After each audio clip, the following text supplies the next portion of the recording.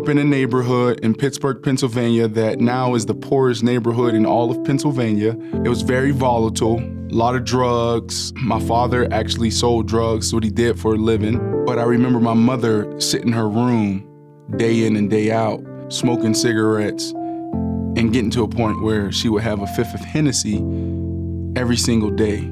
There was fighting, but there wasn't only just fighting in our house, there was fighting next door, there was fighting across the street over. Michi and I married, I thought couples fight.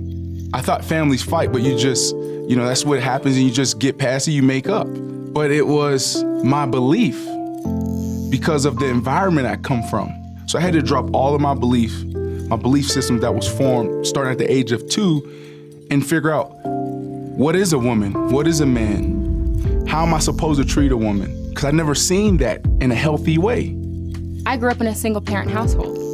My father, and I use that term loosely, was an abuser. He abused my mom. And I didn't grow up in a household with abuse, so to speak, because my mom was able to get away from that. I was molested when I was younger, at the age of 12. This is probably my first time ever saying this on an open forum. But to have not ever been able to trust a man, to have not known anybody that would be able to protect or provide, shaped me. I didn't know what it was for a man to love a woman. I also didn't know what it was to love a man because I didn't see it.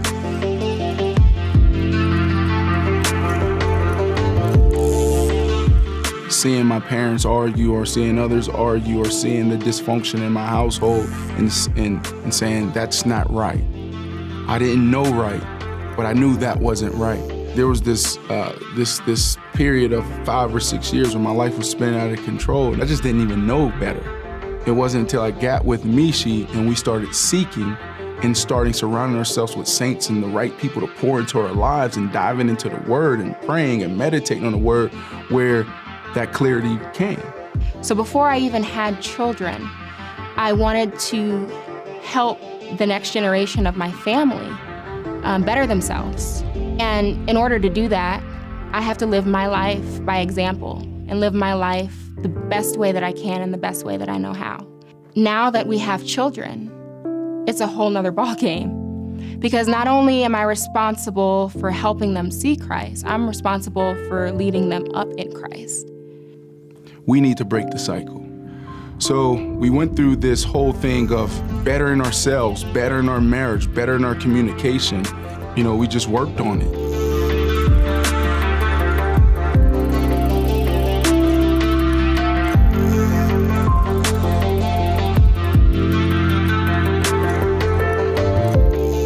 The covenant that Brandon and I made with each other and the covenant we made with God is that we will break the generational cycle in our family. We will take our marriage seriously. We will show each other grace. We will work through our struggles, and we will find purpose in our pain.